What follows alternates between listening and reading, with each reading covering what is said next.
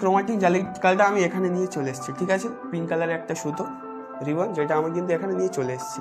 এটা ধর একটা কোষ, এটা নিউক্লিয়াস, এখানকার যে সূত্রাকার অংশ, এটা যখন আমরা কি করব, কুণ্ডলীকৃত করব, কুণ্ডলীয় জালিকা থেকে ক্রোমোজোম হচ্ছে, ঠিক আছে। ক্রোমোজোম থেকে ডিএনএ হচ্ছে, ডিএনএ থেকে কিন্তু জিন হচ্ছে। তাহলে এই যে অটোজোম একজোড়া, এটা কি করে, পিতার কাছে দু ধরনের গ্যামেট আছে, চেঞ্জ হলে পিতার থেকেই হবে, আর একই হলে পিতার থেকেই হবে। হিস্টোন প্রোটিন বেশি থাকে 45%, নন হিস্টোন প্রোটিন কম থাকে 5%, ঠিক আছে। ডিঅক্সি রাইবোন নিউক্লিক অ্যাসিড কি কি দিয়ে তৈরি হচ্ছে, ফসফরিক গ্রুপ, পেন্টোজ শর্করা, নাইট্রোজেন বেস।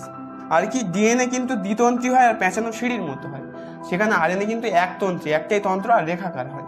হ্যালো এভরিওয়ান, আজকে আমরা শুরু করতে চলেছি দশম শ্রেণীর জীবনবিজ্ঞানের একটা গুরুত্বপূর্ণ অধ্যায়, জীবনের প্রবাহমানতা।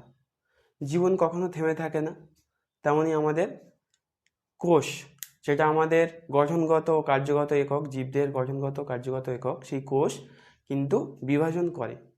এবার কোষ বিভাজন করে কিভাবে করে, কত রকমভাবে করে, জনিত্রী কোষ কীভাবে বিভাজন করে, দেহ মাতৃকোষ কীভাবে বিভাজন করে, সেগুলো সম্পর্কে আমরা জানবো, ঠিক আছে। তো আস্তে আস্তে আমরা এই চ্যাপ্টারের দিকে এগোবো। তো তার আগে যেটা আমরা বলি, পৃথিবীতে প্রাণের সৃষ্টি হয়েছিল, তো ছেড়ে দেবো, আগে পৃথিবী সৃষ্টি হয়েছিল কত বছর আগে, 4.6 বিলিয়ন বছর আগে। তারও পরে প্রাণের সৃষ্টি হয়েছিল 3.6 বা 3.5 বিলিয়ন বছর আগে। এবারে যখন আমাদের জীবটা সৃষ্টি হলো, তখন কি বহুকোষী জীব হয়ে গেছে, মানুষ হয়ে গেছে, ঘোড়া হয়ে গেছে, ছাগল হয়ে গেছে? হয়নি। আগে আমাদের এককোষী জীব সৃষ্টি হয়েছিল। এককোষী জীব বহুদিন পরে বিবর্তনের ফলে, ঠিক আছে, অভিযোজন বিবর্তনের ফলে আমাদের কি তৈরি হয়েছে, বহুকোষী জীব তৈরি হয়েছে, ঠিক আছে। তো বহুকোষী জীবেরদের কিভাবে কোষ বিভাজন হয় সেগুলো সম্পর্কে আমরা জানবো। আরেকটা জিনিস জেনে নাও, সব জিনিসে কিন্তু ভাঙা মানেই কিন্তু ছোট হওয়া, কিন্তু জীববিদ্যায় বা জীবনবিজ্ঞানে ভাঙা মানেই কিন্তু বড় হওয়া, বিভাজন মানে কিন্তু বেড়ে যাওয়া। কোষ বিভাজন মানে কিন্তু একটা কোষ থেকে দুটো কোষ হয়ে যাওয়া, একটা কোষ থেকে অনেকগুলো কোষ হয়। তো সেগুলো সম্পর্কে আমরা কিন্তু আলোচনা করব, ঠিক আছে। তো প্রথমে আমরা কোষে চলে আসি। কোষ কোথা থেকে তৈরি হবে, ঠিক আছে। কোষ কোথা থেকে তৈরি হবে, কোষ কিন্তু আমাদের কোথায় থাকে, তোমরা 8 বা 7 পড়েছিলে। কোষ আমাদের জীবদের গঠনগত কার্যগত একক, এবং আমাদের প্রতিটা অর্গ্যানে বা আমাদের প্রতিটা অঙ্গ অনেকগুলো কলা দিয়ে তৈরি, আর ওই কলাগুলো কোষ দিয়ে তৈরি। তো কোষ কি তোমরা মোটামুটি একটু ধারণা পাচ্ছ বা আগে থেকেই জানো। এবার হচ্ছে কোষ বিভাজন, ঠিক আছে। কোষ বিভাজন কেন দরকার? একটা বাচ্চা ছেলে ছোটোবেলায় ছোট আছে, এইটুকু আছে, তো সে কি বাড়বে না, সে কি বৃদ্ধিপ্রাপ্ত হবে না? যদি কোষ বিভাজন না হয় তাহলে তো সে তো বাড়বেই না, সে তো ছোট বাচ্চাই থেকে যাবে। তাহলে এর জন্য কিন্তু কোষ বিভাজন দরকার, ঠিক আছে। আর কোষ বিভাজন যখন আমরা করব, তখন 2-3টা প্রক্রিয়া আছে। তো মানুষের ক্ষেত্রে, কতিপয় উদ্ভিদ বা যারা কতিপয় প্রাণী, তাদের ক্ষেত্রে এরকম অনেকগুলো ভাগ আছে। আর কোষের দিক থেকেও তো বললাম এরকম কিছু থাকে। তো আমরা প্রথমে চলে আসি যে উন্নত জীবের ব্যাপারে, ঠিক আছে। তো উন্নত জীবের ব্যাপারে প্রথম চলে আসি। কোষ বিভাজন বিজ্ঞানী ফ্লেমিং স্যালামান্ডারের দেহে 1880 সালে প্রথমে কিন্তু কোষ বিভাজন পর্যবেক্ষণ করেন। কোষ বিভাজন মানে কি, কিছুই না, জাস্ট একটা কোষ থেকে দুটো কোষ সৃষ্টি হবে, ঠিক আছে। এটা অনেকভাবে হতে পারে, ঠিক আছে, অনেক রকমভাবেও হতে পারে। কিভাবে হয় আর কেন দরকার সেগুলো নিয়ে আমরা কিন্তু আজকে পড়ব। আচ্ছা, যে যে পয়েন্টগুলো আমি মুখে বলছিলাম সেগুলো একবার লিখে নাও, ঠিক আছে। তো 1 নম্বর পয়েন্ট কি হবে, পৃথিবী 3.6 হবে না, 4.6 বিলিয়ন বছর পূর্বে তৈরি হয়েছিল, ঠিক আছে। কি, পৃথিবী 4.6 বিলিয়ন বছর পূর্বে তৈরি হয়েছিল। তারও এবার কি হচ্ছে দেখো, পৃথিবীতে প্রথমে প্রাণের সৃষ্টি কত সালে হয়, বা কত সালে ওরমভাবে বলা যাবে না, কত বছর আগে হয়, ঠিক আছে। পৃথিবীতে প্রাণের সৃষ্টি 3.6 বিলিয়ন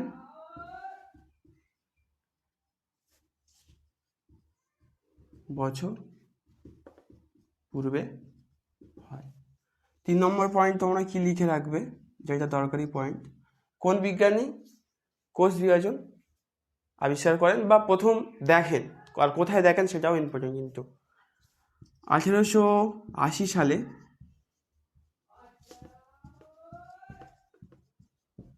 বিজ্ঞানী ফ্লেমিং সালামান্ডারের দেহে, আচ্ছা তাহলে 1880 সালে বিজ্ঞানী ফ্লেমিং সালামান্ডারের দেহে কোষ বিভাজন করেন, ঠিক আছে, বা দেখেন, যেটা খুশি লিখতে পারো। তো এই 3টে পয়েন্ট কিন্তু তোমাদের মনে রাখতে হবে, যে কোনো একটা কোশ্চেন। এটা কিন্তু এই দুটো পয়েন্ট কিন্তু অন্য অধ্যায়েও আছে, লিঙ্ক আছে, ঠিক আছে। আর এটা কিন্তু এই অধ্যায়ের কোশ্চেন, ঠিক আছে, এটা কিন্তু মনে রাখবে, ঠিক আছে। আর কি কোষ বিভাজনের কথা আমি বলছিলাম, কোষ বিভাজন কিছুই না, জনিত্র জীব থেকে অপত্য জীব সৃষ্টি হবে, এটা হচ্ছে কোষ বিভাজন। তো কোষ বিভাজনের পয়েন্টটাও লিখে রাখো।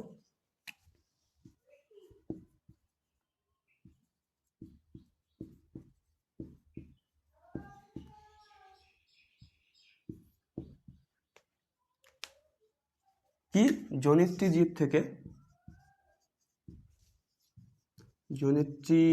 থেকে অপত্য জীব তৈরি হওয়াকেই কোষ বিভাজন বলা হয়।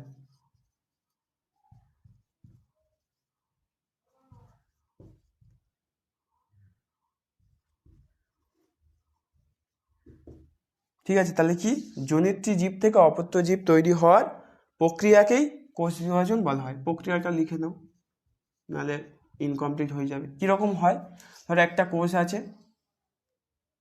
আচ্ছা এদিকে দেখো, ধরো একটা কোষ আছে, ঠিক আছে, ধরো কোষ আছে, এখান থেকে এটা ধরো জনিত্রী কোষ, এখান থেকে কি তৈরি হবে, দুটো অপত্য কোষ তৈরি হবে। যদি আমাদের দুটো না হয়, এখান থেকে একটাই হয়, তাহলে কোষ বিভাজন করে লাভটা কি হবে, দুটো তো লাগবে না। তো এই হচ্ছে ব্যাপার, এটা দেখে রাখো, ঠিক আছে। তো আমরা কোষ নিয়ে পড়লাম, ঠিক আছে। এবার কোষ নিয়ে পড়ছি, ভালো কথা, কোষ নিয়ে পড়ছি, তা কোষের সাথে জীবনের প্রবণতার সম্পর্ক কি? সম্পর্ক আছে, কি সম্পর্ক আছে? যেরকম তোমরা পড়েছিলে যে একটি আদর্শ কোষ, তার মধ্যে কি কি থাকে?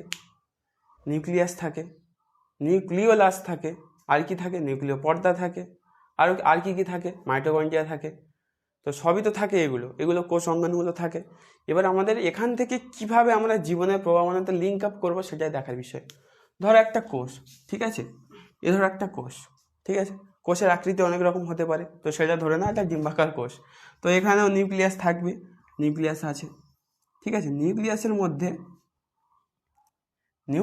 মধ্যে এরকম নিউক্লিয় জালিকা থাকে, তাই তো? ঠিক বলছি তো আমি? আর এখানে একটা নিউক্লিয়াস থাকে, নিউক্লিওলাস থাকে, ঠিক আছে, নিউক্লিওলাস। এটা হচ্ছে কি? নিউক্লিয় জালিকা।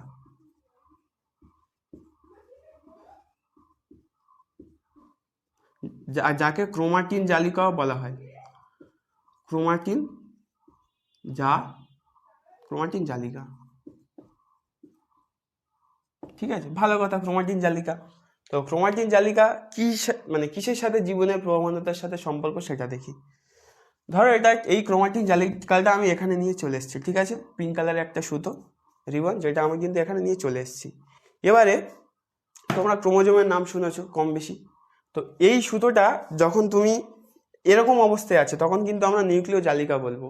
কিন্তু যখন পেঁচিয়ে পেঁচিয়ে পেঁচিয়ে পেঁচিয়ে পেঁচিয়ে পেঁচিয়ে একটা গঠন তৈরি করবে, তখন কিন্তু আর নিউক্লিয় জালিকা বলবো না, তখন কিন্তু আমরা ক্রোমোজোম বলবো, ঠিক আছে।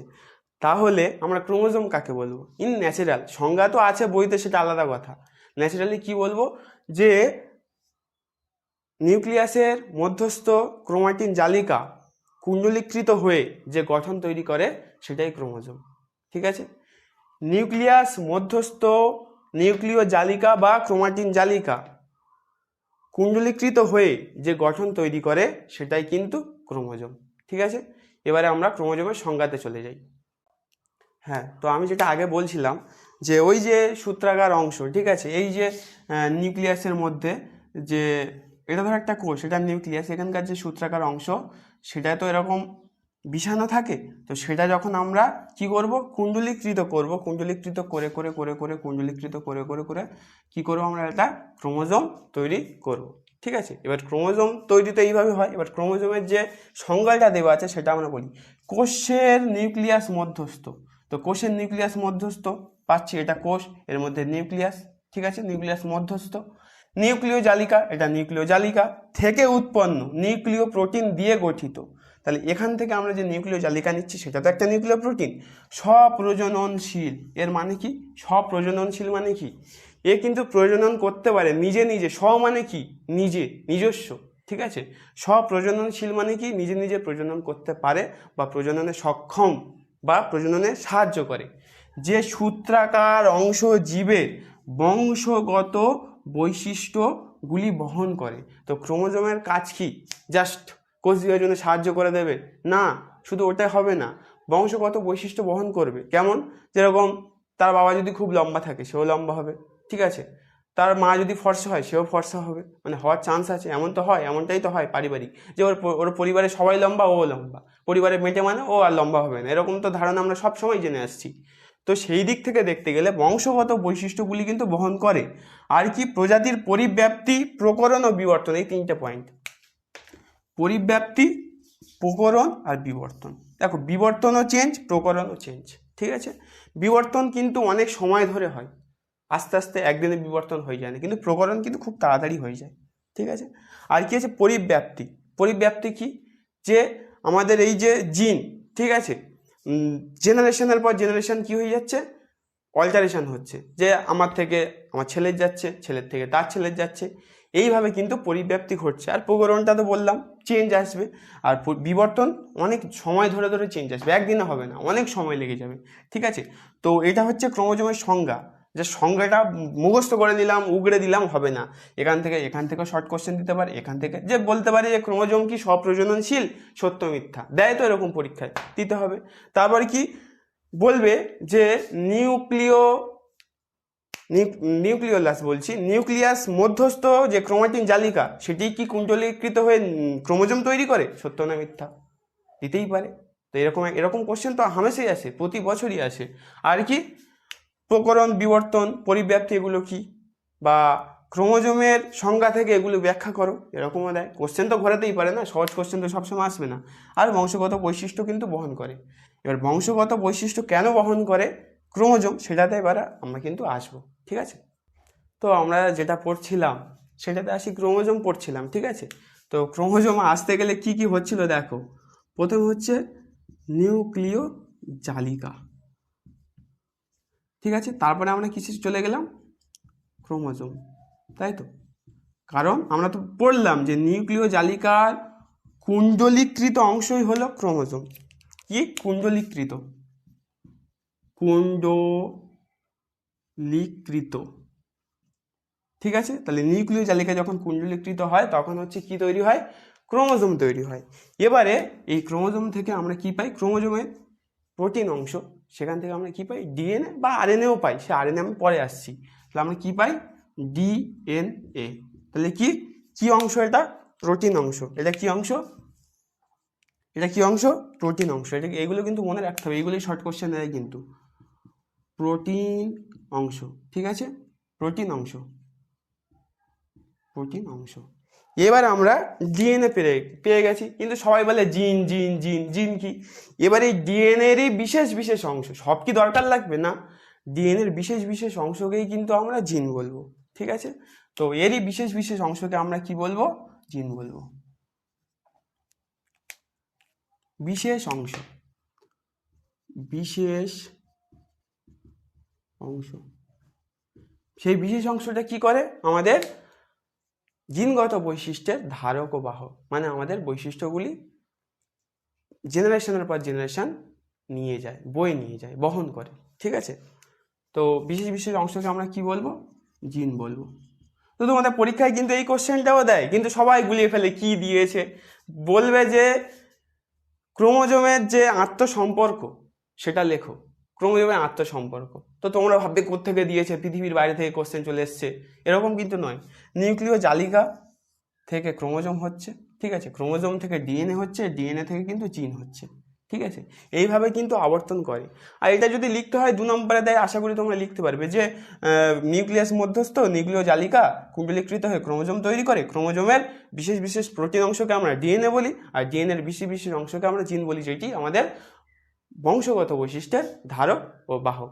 ঠিক আছে, তাহলে আমরা জিনের বৈশিষ্ট্যগুলো এক এক করে লিখে নিই। দেখো লিখতে কিন্তু হবে, ওই জাস্ট ভিডিওটা দেখে নিলাম, লিখলাম না, পড়লাম না, ওরকম করলে হবে না। তো জিনের বৈশিষ্ট্য 2 নম্বরে আসে, প্রায় মাধ্যমিকে 1 বছর 2 বছর অন্তর অন্তরই দিয়ে দেয়। জিনের বৈশিষ্ট্য দিক, আর ক্রোমোজোমেরও বৈশিষ্ট্য দিক, আর ডিএনএর বৈশিষ্ট্য, মানে আমাদের যদি দেয় যে বংশগতির ধারক বাহক হচ্ছে জিন বা ক্রোমোজোম বা ডিএনএ, এর সপক্ষে দুটো যুক্তি দাও বা দুটো পয়েন্ট লেখো, তো এগুলো লিখলেই হয়ে যাবে। ঠিক আছে, কি হবে? জিন বংশগতির ধারক ও বাহক। আচ্ছা, ধারক মানে কি? ধারক মানে কি? যে ধারণ করে থাকে। তাহলে এ কিন্তু নিজের কাছে জিনগুলো রেখে ধারণ করে।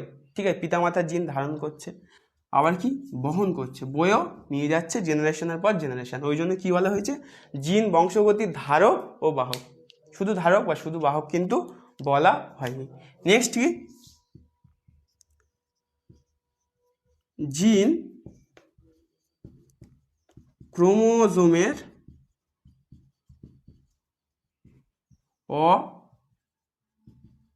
অবিচ্ছেদ্য, ঠিক আছে, অবিচ্ছেদ্য অংশ। অবিচ্ছেদ্য অংশ, অবিচ্ছেদ্য মানে কি? যাকে বিচ্ছিন্ন করা যায় না, মানে ক্রোমোজোম থেকে যে অবস্থান বা যে অংশ বিচ্ছিন্ন করা যায় না, সেটাই কিন্তু জিন। যদি আমরা বিচ্ছিন্ন করে দিই তাহলে ক্রোমোজোমের কিন্তু কোনো ভ্যালু থাকবে না, একদম মাস্ট থাকতে হবে ওই অংশটা। ঠিক আছে, 3 নম্বর পয়েন্টে আমরা চলে আসি।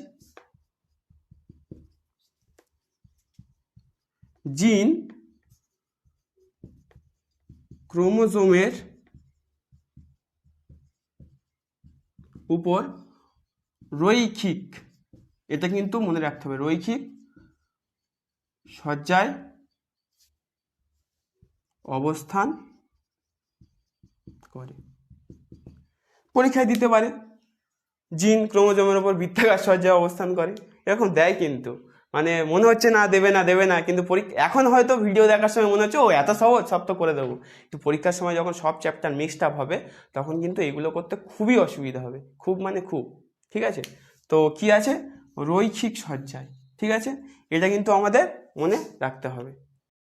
আচ্ছা, এবার আমরা তাহলে ক্রোমোজোমের প্রকারভেদে চলে যাই। ঠিক আছে, মানুষদের ক্ষেত্রে টোটাল হচ্ছে 46টি ক্রোমোজোম থাকে। 2n = 46, এই লেখাটা তোমরা বুঝেছো। 2n মানে হচ্ছে কিন্তু ডিপ্লয়েড। ঠিক আছে, তাহলে যদি আমাদের পরীক্ষায় দেয় যে কোনো প্রাণী 2n = 46, যদিও মানুষের এটা তো পরীক্ষায় যেমনভাবেই কোশ্চেন দিতে পারে। ঠিক আছে, যে 2n = 50, তাহলে n = কত হবে? 25। তাহলে এটা হচ্ছে ডিপ্লয়েড, আর এটা হচ্ছে এনটাকে কি বলবো আমরা? হ্যাপ্লয়েড, কারণ হাফ হয়ে যাচ্ছে। কি হয়ে যাচ্ছে? হাফ হয়ে যাচ্ছে। তাহলে আমরা কিন্তু 2nটাকে ডিপ্লয়েড বলবো আর এনটাকে হ্যাপ্লয়েড বলবো। উন্নত প্রাণীদের বা মানুষের কিন্তু ডিপ্লয়েড আকারে ক্রোমোজোম অবস্থান করে। ঠিক আছে, ডিপ্লয়েড আকারে ক্রোমোজোম অবস্থান করে। আচ্ছা, তারপরে যেটা আসছি আমরা, ভালো করে দেখো, ক্রোমোজোমের প্রকারভেদ। এটা তো আমি ডিপ্লয়েড হ্যাপ্লয়েড বললাম, এটা কিন্তু প্রকারভেদ না, এটা দুটো টার্ম, যেটা আমি তোমাদের আগে থেকেই জানিয়ে দিলাম, যেটা তোমাদের সুবিধা হবে জানতে। এবার আমরা চলে আসি ক্রোমোজোমের প্রকারভেদে। ঠিক আছে, প্রথম কি আছে? প্রথম আছে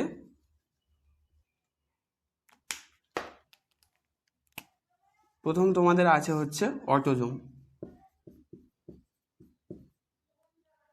অটোজোম, ঠিক আছে, আর দ্বিতীয় আছে অ্যালোজোম বা সেক্স ক্রোমোজোম।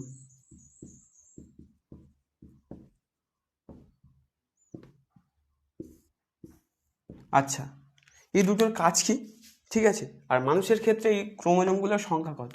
আমি তো বললাম যে 2n = 46, তাহলে এই 46 ক্রোমোজোম কিন্তু আমাদের টোটাল থাকে, তার মধ্যে অটোজোম থাকে হচ্ছে দুটো। কটা থাকে অটোজোম? অটোজোম থাকে হচ্ছে 22 জোড়া, মানে 44টি থাকে। ঠিক আছে, 22 জোড়া, কটা 22 জোড়া থাকে, সমান সমান 44টি। আর আমাদের অ্যালোজোম বা সেক্স ক্রোমোজোম কটা থাকে? 1 জোড়া, 1 জোড়া মানে 2টি। ঠিক আছে, এবার 2টির, এটা তো 44টি, সবার ফিমেল হোক মেল হোক, মানে পুরুষ হোক মহিলা হোক, সবারই এই 44টা কমন আছে। ঠিক আছে, সমস্যাটা কোথায় হয় বা চেঞ্জ কোথায় আসে সেটা আমরা দেখছি। কি আছে? এই 1 জোড়া, এই 1 জোড়ার মধ্যে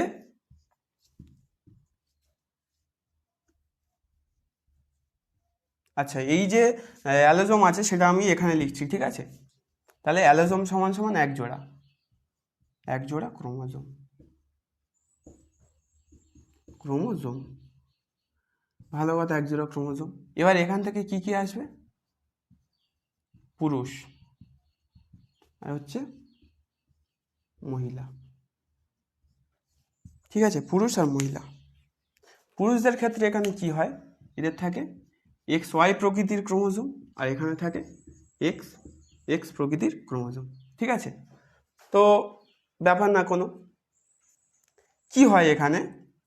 যেটা হয়, এখানে আমাদের কি আছে? আলাদা রকমের ক্রোমোজোম আছে। কি আছে? আলাদা রকমের, X আর Y।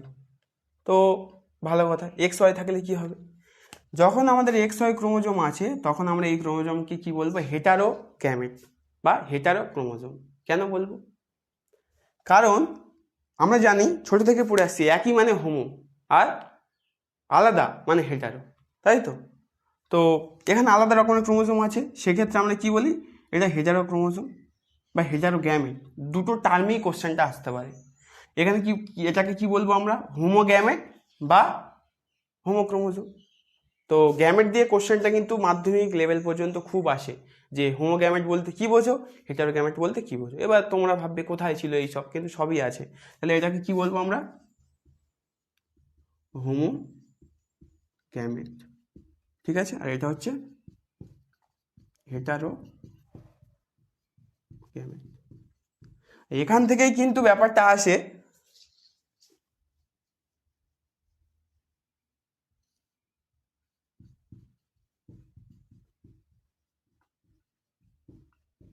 তাহলে কি আছে? পুরুষদের হচ্ছে হেটারো গ্যামেট আর মহিলাদের হচ্ছে হোমো গ্যামেট। ঠিক আছে, তো পরীক্ষায় কোশ্চেন দিতে পারে যে হোমো গ্যামেট কাদের দেখা যায় এবং এর গুরুত্ব কি। ঠিক আছে, এরকম কোশ্চেনও দিয়ে থাকে। আবার হেটারো গ্যামেট কাদের দেখা যায়, এদের গুরুত্ব কি। তো হোমো গ্যামেট হেটারো গ্যামেট কি বোঝা গেছে। ঠিক আছে, আরেকটা কোশ্চেন খুব দেয়, যেটা আমরা পরের স্লাইডে আলোচনা করছি। ঠিক আছে, আচ্ছা, তাহলে এটা আমরা বুঝলাম। এবার হচ্ছে অটোজোম আর অ্যালোজোম বা সেক্স ক্রোমোজোম কি বুঝি। এই যে 22 জোড়া ক্রোমোজোম না, এই যে 22 জোড়া ক্রোমোজোম, এরা কিন্তু দেহের চারিত্রিক বৈশিষ্ট্য নির্ধারণে অংশ নেয়। দেহের চারিত্রিক বৈশিষ্ট্য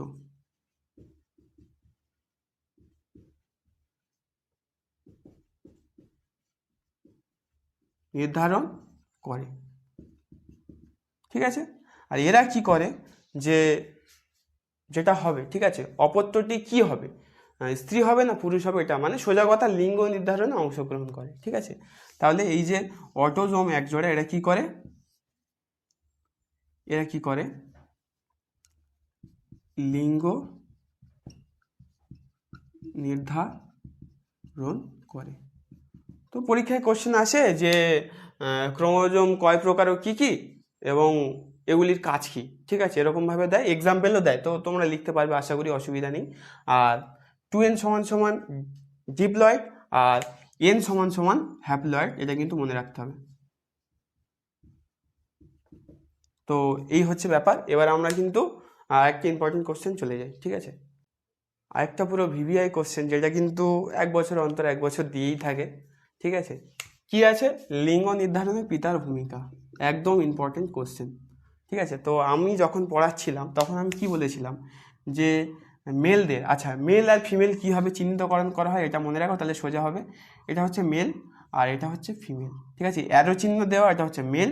ঠিক আছে, মেল, এটা হচ্ছে ফিমেল, প্লাস চিহ্ন দেওয়া। ঠিক আছে, তো আমি বলেছিলাম মেলদের কি থাকে? XY প্রকৃতির, আর এদের ফিমেলদের XX প্রকৃতির। তো আমার ধরো 46টি ক্রোমোজোম ছিল, তাই তো? 2n সমান সমান 46 ছিল।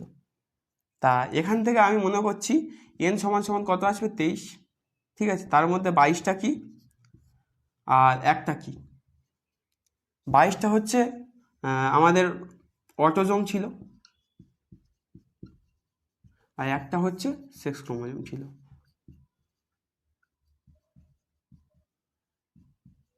ঠিক আছে। এটা আমি ইন জেনারেল এন ক্ষেত্রে ধরছি, সেই এনটা ধরছি আমি পুরুষদের ক্ষেত্রে, ঠিক আছে, পুরুষদের ক্ষেত্রে। আরেকটা যদি আমি এরকম করি n সমান সমান 23, তাহলে এখান থেকে যদি আমি এরকম আনি, এটা হচ্ছে স্ত্রীদের ক্ষেত্রে, ঠিক আছে। কি কি আসছে তাহলে 22 আর 1 23। এবারে যখন এই একটাকে আমি ধরছি x, ঠিক আছে, আর এই যে একটা আছে সেটাকে আমি কি ধরে নিচ্ছি y, ঠিক আছে। তাহলে যদি এটা হয় তাহলে আমাদের 22 22 44 আর 1 45 1 46, টোটাল হয়ে যাচ্ছে কয়টা হয়ে যাচ্ছে আমাদের পুরো 46টা ক্রোমোজোম কিন্তু কমপ্লিট হয়ে যাচ্ছে। যখনই কমপ্লিট হচ্ছে এখানে কে আসছে তাহলে আসছে হচ্ছে আমাদের 44 প্লাস এক্স ওয়াই। তাহলে 44 প্লাস এক্স ওয়াই কাদের ক্ষেত্রে হবে, মেলদের ক্ষেত্রে হবে, ঠিক আছে। আবার আমি ধরো এটা বাদ দিচ্ছি, আমি এটাকে ধরে নিচ্ছি কি, এটা তো এক্স থাকবেই কারণ এটা স্ত্রী, এদের তো আর কোনো ক্রোমোজোম নেই, এরা হোমোগ্যামেট। আর এখানে আমি এবার ধরে নিচ্ছি কি এক্স ধরে নিচ্ছি, তাহলে কি হবে সবই সমান থাকবে, শুধু এই ওয়াই জায়গাটায় কি চলে আসবে এক্স চলে আসবে। তখন যে সন্তানটা হবে সেটা হবে কন্যা সন্তান, তাই তো। তখন সেই সন্তানটা কি হবে কন্যা সন্তান।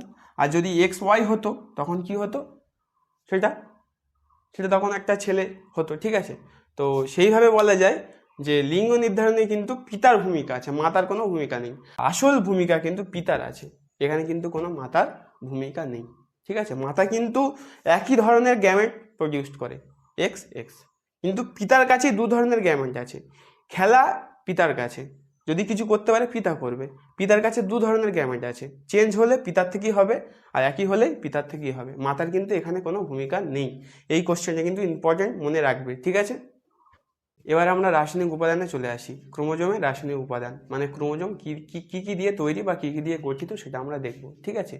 তো যেটা প্রথমে আছে 1 নম্বর হচ্ছে প্রোটিন,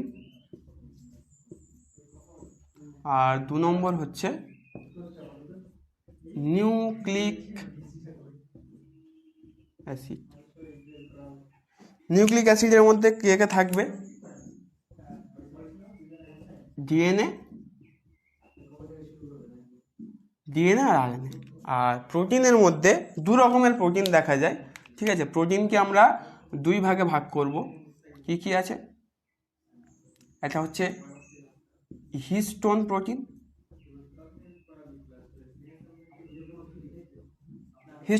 যেটা কিন্তু 45% থাকে। আর একটা হচ্ছে নন হিস্টোন প্রোটিন,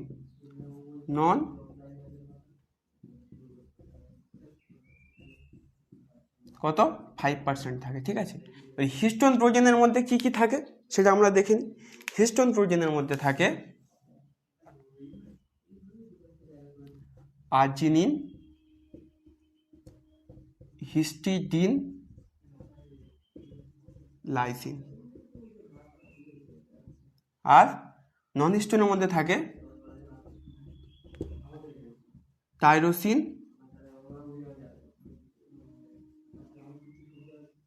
ট্রিপ্টোফ্যান। কি থাকে নন হিস্টোন প্রোটিনের মধ্যে কি থাকে, টাইরোসিন আর ট্রিপ্টোফ্যান। আর হিস্টোন প্রোটিন আর্জিনিন, হিস্টিডিন আর লাইসিন। হিস্টোন প্রোটিন বেশি থাকে 45%, নন হিস্টোন প্রোটিন কম থাকে 5%, ঠিক আছে। হিস্টোন প্রোটিন, ঠিক আছে, হিস্টোন প্রোটিন যেটা হয় সেটা কিন্তু ক্ষারীয় প্রোটিন। কি প্রোটিন হয়, ক্ষারীয় প্রোটিন, এটা কিন্তু আমাদের মনে রাখতে হবে।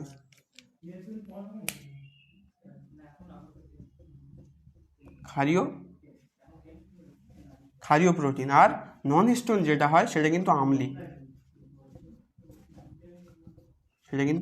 আম্লিক প্রোটিন, ঠিক আছে। তো আমরা প্রোটিন সম্বন্ধে জেনে নিয়েছি, এবার আমরা নিউক্লিক অ্যাসিড সম্বন্ধে জানবো।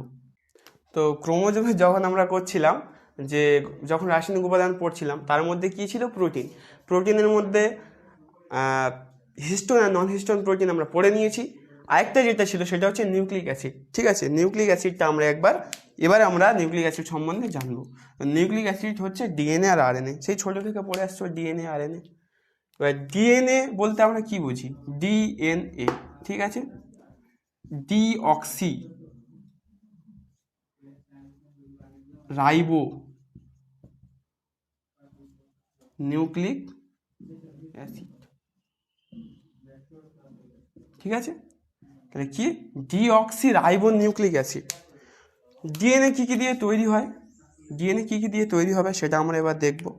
ঠিক আছে, কিছুই থাকে না, ডিএনএ থাকে একটা ফসফরিক গ্রুপ। ঠিক আছে, আর একটা কি? রাইবো। ঠিক আছে, রাইবো সবসময় পেন্টোজ হয়, মানে পাঁচ কার্বনযুক্ত শর্করা, তাহলে পেন্টোজ শর্করা। আর যেটা থাকে সেটা হচ্ছে খুব গুরুত্বপূর্ণ, নাইট্রোজেন বেস, মানে নাইট্রোজেন ক্ষার। এবার নাইট্রোজেন বেস দুরকম ভাগে ভাগ করে যায় ডিএনএ এর ক্ষেত্রে। ঠিক আছে, সেগুলো কি কি সেগুলো নিয়ে আমরা আলোচনা করছি। নাইট্রোজেন বেস দুরকম, একটা হচ্ছে পিউরিন আর একটা হচ্ছে পিউরিন ও পিরিমিডিন। তাহলে একবারে করে দিচ্ছি, পিরিমিডিন। পিউরিনের মধ্যে কারা কারা আসবে? Adenine,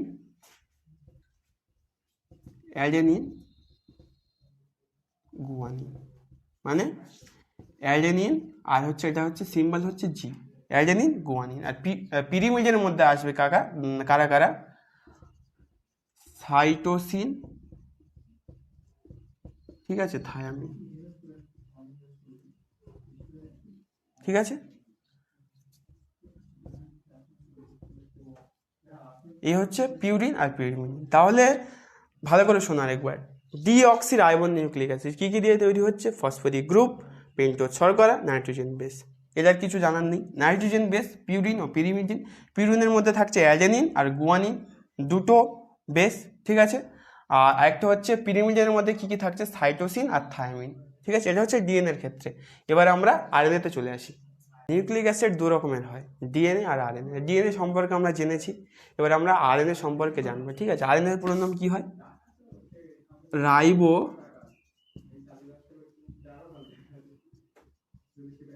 nucleic acid. কি আছে? Ribo nucleic acid.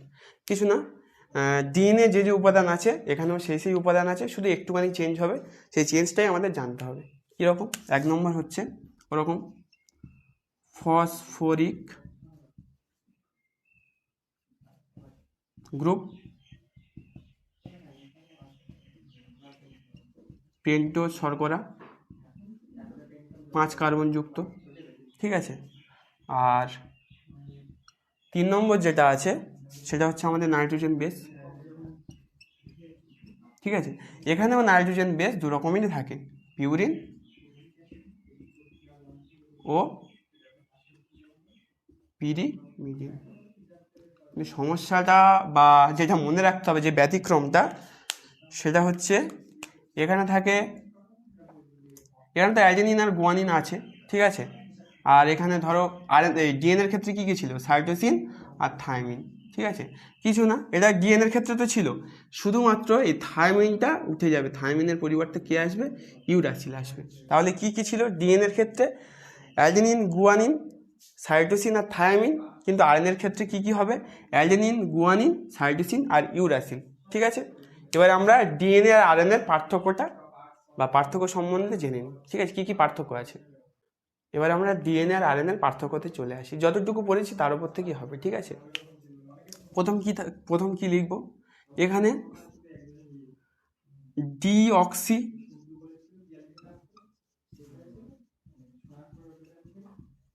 রাইবোজ শর্করা থাকে। এখানে কি হবে? শুধুমাত্র রাইবোজ শর্করা থাকে। আর কি কি? 2 নম্বর নাইট্রোজেন বেস কীরকম ছিল? এখানে থাকে কি? অ্যাডেনিন অ্যাডেনিন, গুয়ানিন, সাইটোসিন আর থায়ামিন। ঠিক আছে, এখানে কি চেঞ্জ আসে?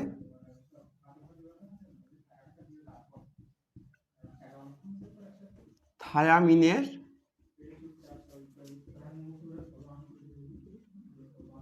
পরিবর্তে ইউরাসিল থাকে। ঠিক আছে, এখানেও অ্যাডেনিন গুয়ানিন থাকবে, শুধুমাত্র এই থায়ামিনটার যে আছে না থায়ামিন, এই থায়ামিনের পরিবর্তে শুধুমাত্র ইউরাসিলটা হবে। ঠিক আছে, আর বেশি কিছু কিন্তু এখানে মনে রাখতে হবে না। ঠিক আছে, শুধু থায়ামিনের পরিবর্তে ইউরাসিলটা বসে আরএনএর ক্ষেত্রে, এটা মনে রাখতে হবে। 3 নম্বর যদি বলি, কি লিখতে পারি আমরা? ডিএনএ দ্বিতন্ত্রী। মানে ডিএনএ কেমন দেখতে হয়? ডিএনএ দ্বিতন্ত্রী বলতে কি বোঝাচ্ছে?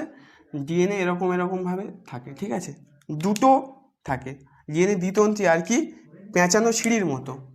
দ্বিতন্ত্রী পেঁচানো সিঁড়ির মতো। ঠিক আছে, এই পেঁচানো সিঁড়ির মতো দেখতে লাগছে। সেক্ষেত্রে আরএনএ কি হয়? একতন্ত্রী রেখাকার। একতন্ত্রী রেখাকার মানে কি? এরকম একটা তন্ত্র থাকবে। ঠিক আছে, একতন্ত্রী আর রেখাকার, একদম রেখার মতো হবে। ঠিক আছে, এতটা ব্যাখ্যা হয় না, জাস্ট ধরে নাও এরকম যে একতন্ত্রী রেখাকার এরকম হয়। ঠিক আছে, আর এবারে হচ্ছে কাজের দিক থেকে। ঠিক আছে, ডিএনএ এর কাজ কি আর আরএনএ এর কাজ কি?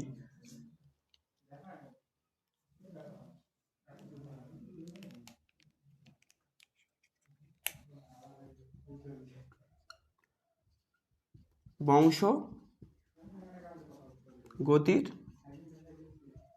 ধারক ও বাহক। আরএনএ কি করে? প্রোটিন সংশ্লেষ করে। তাহলে এইগুলো হচ্ছে পার্থক্য। তবু আমি আরেকবার বলে দিচ্ছি, ডিএনএ আরএনএ পুরো নাম deoxy ribo nucleic acid, RNA ribo nucleic acid. প্রথম পার্থক্য, ডিঅক্সি রাইবোজ শর্করা থাকছে, আর এখানে শুধু রাইবোজ শর্করা থাকছে। আর এখানে কি কি নাইট্রোজেন বেসের এগুলো থাকে? অ্যাডেনিন, গুয়ানিন, সাইটোসিন আর থায়ামিন। ঠিক আছে, এখানে কি হয়? সবই থাকে, এখানেও অ্যাডেনিন, গুয়ানিন, সাইটোসিন থাকে, শুধুমাত্র থায়ামিনের পরিবর্তে ইউরাসিল চলে আসবে আরএনএর ক্ষেত্রে। আর কি ডিএনএ কিন্তু দ্বিতন্ত্রী হয় আর পেঁচানো সিঁড়ির মতো হয়, সেখানে আরএনএ কিন্তু একতন্ত্রী, একটাই তন্ত্র আর রেখাকার হয়। ডিএনএ বংশগতির ধারক ও বাহক, আর আরএনএ কিন্তু প্রোটিন সংশ্লেষে সহায়তা করে। কোশ্চেন দেয় যে আরএনএর একটি কাজ লেখো। ঠিক আছে, কিভাবে প্রোটিন সংশ্লেষে সহায়তা করে। আচ্ছা, পার্থক্য থেকে অন্যভাবে কোশ্চেন দিতে পারে। ডিএনএ আরএনএর পার্থক্য লেখো, একটা কোশ্চেন হতে পারে। ডিএনএ এর বৈশিষ্ট্য লেখো, সেটাও কোশ্চেন হতে পারে। আরএনএর বৈশিষ্ট্য লেখো, সেটাও এখান থেকে হতে পারে। আবার ডিএনএ বা আরএনএর বৈসাদৃশ্য লেখো, সেটাও হতে পারে। বা ডিএনএ বা আরএনএ তুলনামূলক আলোচনা করো, সেটাও এখান থেকে লিখতে পারো। ঠিক আছে।